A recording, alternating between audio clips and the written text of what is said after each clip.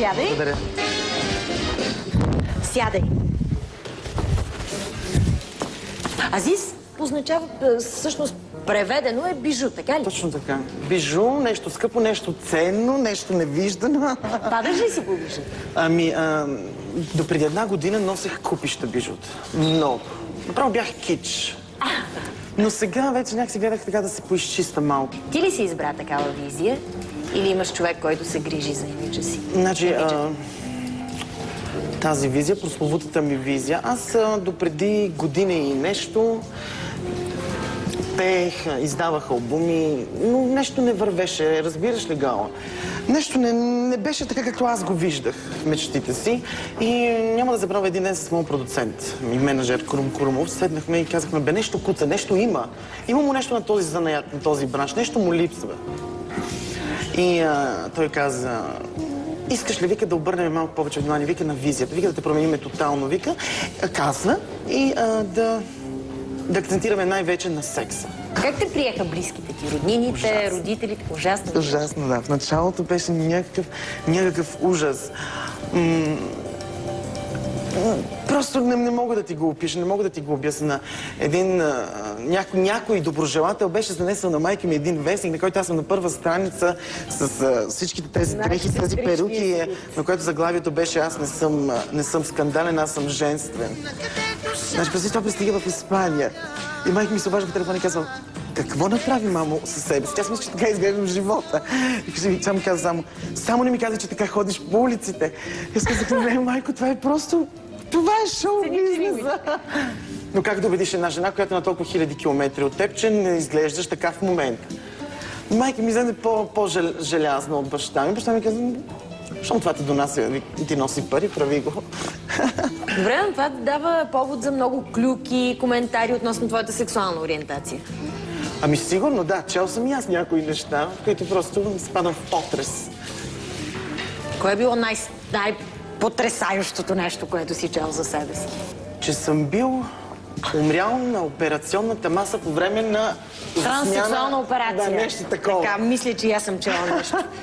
Искаш ли да пееш нещо различно от това, което пееш до момента? Ами аз мога да пея нещо различно. Примерно мога да пея черна музика, нали, сол. Така. Но не съм го показвал на никой, а и не мисля, че върви в момента. Знаем всички какво върви, колкото и го отричаме. Добре, нека да видим сега откъси от твои клипове. Ще продължим малко да си говорим за визията ти. Като те гледа човек, имаш сигурно огромен гардероб. Да, гардероба ми наистина е величествен, бих казал, защото в него преобладават неща, които в другите гардероби няма. Наблягам повече на светещите неща, на паетките, на сценичното, на вариететното по-скоро. Някога мога да бъда абсолютният мъжкар, мога да бъда и монтьор, както в момента. Мога да бъда и баровец, как да го кажа сега това, което тече в момента, някакъв тарикат, примерно. Мога да бъда убийствен травестит. Такива неща, все, които предизвикат голям интерес. Дрехите, някои от тези неща, примерно аз съм ги правил сам. Съм ги шил. Сега искам да те чуем тук при нас на нашата сцена. Да, окей. Кажи какво ще чуем преди обаче да отидеш на сцена. Ами, значи, ще чуем песента, която мисля си, аз ще ми изстреля на върха. Денят, в който отидеш и да си тръгнеш и света да обърнеш само за теб. Помислих аз, че всеки правото има пътят си да избира и да бъде щастлив. Обичам те, искам твоите ръце. Обичам те, да милват моето лице. Обичам те до болка и аз без теб не мога. На конкретен човек ли е посветено това парче? Честно да ти кажа, не. Не? Да. Сега ще покажа... Абсолютно ме разочарова, затова реших да покажа тази обложка на албума ти, която няма да разочарова никой, особено като отворя вътре сега да се види. Не. Ще отворя. Така. Няма да сядаме веднага. Остави го този микрофон, ако искаш, защото сега ще те накарам... Вижда ли се? Сега ще те накарам да ми покажеш какъв е той твой начин за играене на кючек. Аз съм много зле с танците, предупреждавам те, да. Мога да повярвам. Но виж, стилистката ми е вързала кърпа, каза, че ще ме улеснява тази кърпа. Не знам какво ще ме улесни, но... 100%. Те всички си вързват кърпи, когато ще играят кючек. Така ли? Аз не съм свързал, обаче виж какво съм си сложил ключодържател за сметка. Това е. Давай сега, казвай какво прави. Сега, ако ми кажеш, че музика трябва да имаме, няма да имаме. Така, ти първо ми покажи стъпките, аз вкъщи ще репетирам на музика. Значи при мен е по-специфично, защото има едно... Движение лично твое, сигурно нещо. Не, то не е мой, но хората ме видяха, нали, масовата публика, че аз го правя и го практикувам. И почнаха... Да, и каза, дай да направи го това като Азис. Примерно, но с гръб трябва да застанеш. С гръб ли? Добре, заставам с гръб. С гръб. Разкачваш леко краката. Така. Значи, движението е малко вулгарно, нали? Лекичко сега, не е чак толкова. Какво да правим? Колко е часа, колеги? 12:30 носи за вулгарни движения, казвай. Значи, приклякваш лекичко, завърташ и се опитваш... Ето ми и фон. Какво се опитвам? Айде, опитваш се назад да изхвърлиш целият танц. Получава ли сега да ми... Чакай сега.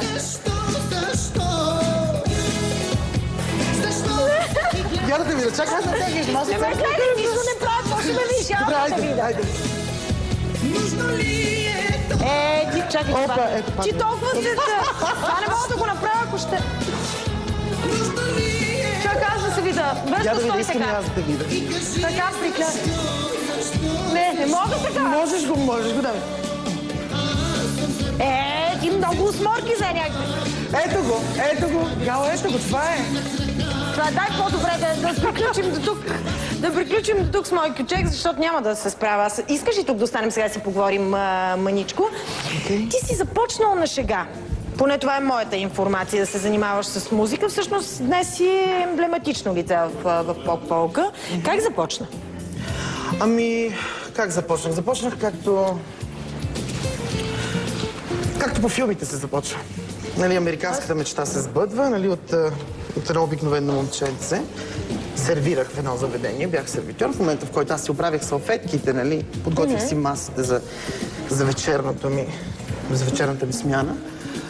Оркестър репетираше някакви песнички. И аз оправяйки салфетките и аз и обаче басиста не чул. Каза, я. Нали, Васко, истинското ми име е Васко. Ето виж, затова пропуснах да те питам. Добре, че го казаш, тяга да ме уморят, после че не съм те попитала. Истинското ми име е Васко и така изпях една-две песни, те ми казаха, хвърли таблата. И тук. И тръгвай. Тръгвай с нас, те напуснаха даже заведението и аз тръгнах, хукнах след тях. Здравейте, ти добре дошла. Ела на моя стол. Ела седни тук, аз като домакиня ще стоя права. Цеци, лесно ли се работи с Азис? Не, много трудно. Защо? Само казваш, че сме скарани в момента, но няма значение. Да, помежду другото искам да кажа, че с огромни усилия дойдох тук. От 3-4 дни. Не, смисъл, аз много харесвам вашето предаване, била съм гост. Така, знам. Доста време. Но сме малко в... Ще се скараме. Кажи сега, като един миротворец... Ревнив? Много ревнив, да. Какво искаш ти си? Спасов ден. Спасов ден, но ти кажи нещо в своя оправдание. Така няма да мине. Така няма да мине. Да, с тук две жени за как може да не ревнуваш такава жена, като всички гледат, всеки се обръща след нея. И две водолейки. Каква зодия си? Риба. Хубав човек, колко ти зодия. Хубав човек, колко ти зодия. Да.